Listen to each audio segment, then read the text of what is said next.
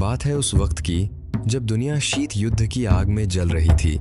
America और Soviet संघ अपनी बिसात बिछा रहे थे और इस बिसात के बीच दक्षिण एशिया के एक कोने में एक ऐसा तूफान उठ रहा था जो न सिर्फ दो देशों की सरहदें बदलने वाला था बल्कि दुनिया के नक्शे पर एक बिल्कुल नया देश खींचने वाला था। साल था 1971।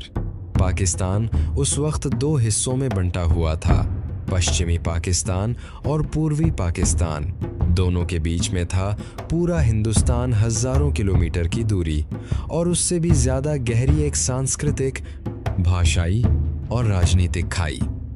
पूर्वी पाकिस्तान के लोग बांग्ला बोलते थे, बांग्ला सोचते थे, बांग्ला जीते थे, लेकिन इस्लामाबाद में बैठी सरकार उन पर उर्दू थोपना चाहती थी, उनकी पहचान मिटाना चाहती थी, उनकी आवाज दबाना चाहती थी।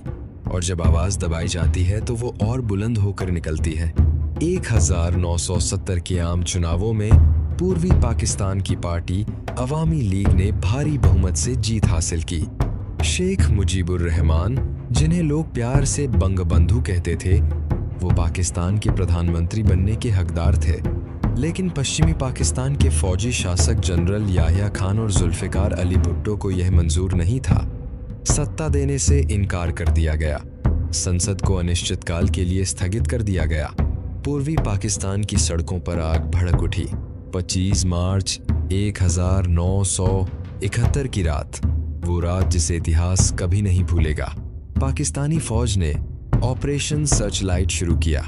ढाका की गलियों में टैंक उतर आए, विश्वविद्यालयों पर हमले हुए, निहत थे छात्रों, बुद्धिजीवियों और आम नागरिकों को बेरहमी से कुचला गया।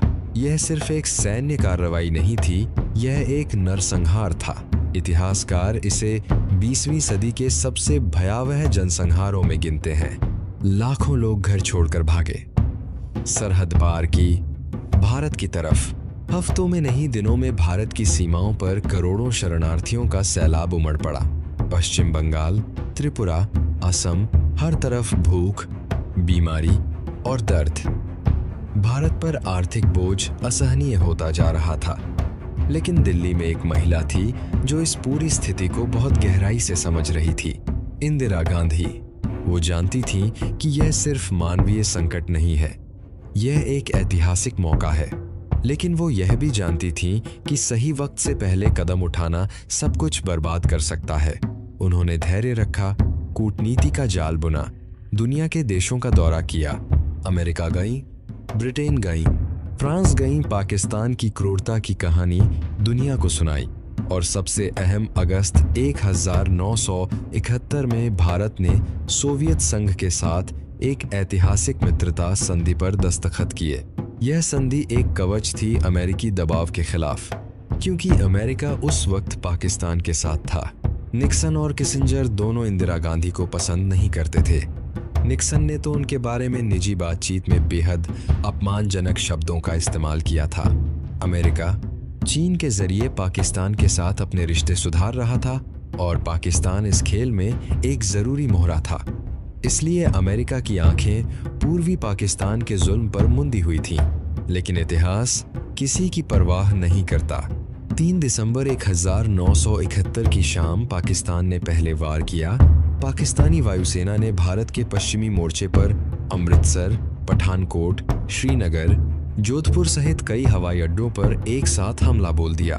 शायद उन्हें लगा कि इससे भारत पर दबाव बनेगा, युद्ध पश्चिमी मोर्चे पर केंद्रित हो जाएगा। लेकिन यह उनकी सबसे बड़ी भूल थी। इंदिरा गांधी उस रात संसद में खड़ी हुईं और ऐलान किया, भारत युद्ध में है। भारतीय सेना के तीनों अंग, थल सेना, वायुसेना और नौसेना एक साथ सक्रिय हो गए।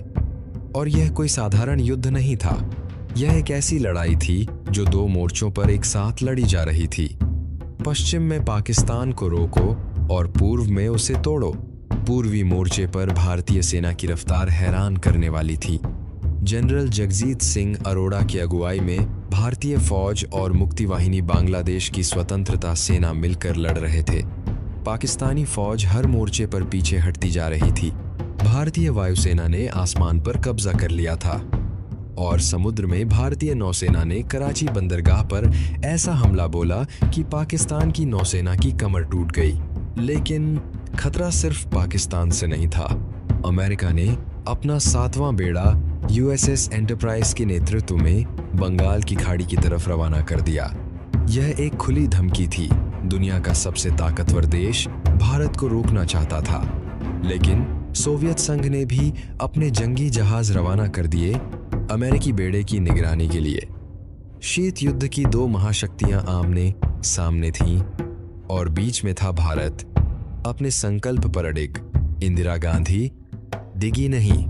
13 दिनों में, सिर्फ 13 दिनों में वो हुआ जो इतिहास में दर्ज हो गया। 16 दिसंबर 1971, ढाका। पाकिस्तानी सेना के पूर्वी commander lieutenant general AAK Niazi ने जनरल अरोड़ा के सामने आत्मसमर्पण के दस्तावेज पर दस्तखत किए। 93 शून्य पाकिस्तानी सैनिकों ने हथियार डाल दिए। यह द्वितीय विश्व युद्ध के बाद किसी भी युद्ध में सबसे बड़ा सैन्य आत्मसमर्पण था और उस पल दुनिया के नक्शे पर एक नया देश उभरा, बांग्लादेश। करोड़ों लोगों की आंखों में आंसू थे, लेकिन वो आंसू दर्द के नहीं, आजादी के थे। ढाका की सड़कों पर जश्न था, दिल्ली में जश्न था, और उन लाखों शरणार्थियों के चेहरों पर जो महीनों से भारतीय शिविरों में रह रहे थे, एक उम्मीद की रोशनी थी। वो घर लौट सकते थे, अपनी जमीन पर, अपनी भाषा में, अपनी पहचान के साथ। यह युद्ध सिर्फ एक फौजी जीत नहीं थी, यह एक विचार की जीत थी कि पहचान को कुचला नहीं जा सकता, कि भाषा, संस्कृति और इंसानियत किसी भी फौज से ज्यादा ताकतवर होती है। यह एक नेतृत्व की जीत थी, एक महिला की, जिसने दुनिया की दो महाशक्तियों के दबाव में झुकने से इनकार कर दिया। और यह एक सेना की जीत थी, जिसने दिखाया कि जब मकसद सच्चा हो तो 13 दिन भी काफी होते हैं। आज जब हम इतिहास के पन्ने पलटते हैं, 1971 सिर्फ एक साल नहीं है, 1971 एक सबक है कि जुल्म हमेशा के लिए नहीं चलता, कि आवाजें दबाई जा सकती हैं, मिटाई नहीं जा सकती, और कि जब एक राष्ट्र अपने मूल्यों के लिए खड़ा होता है तो इतिहास उसके साथ खड़ा हो जाता है। 1971 जब भारत ने न सिर्फ एक युद्ध जीता, बल्कि एक देश को जन्म दिया,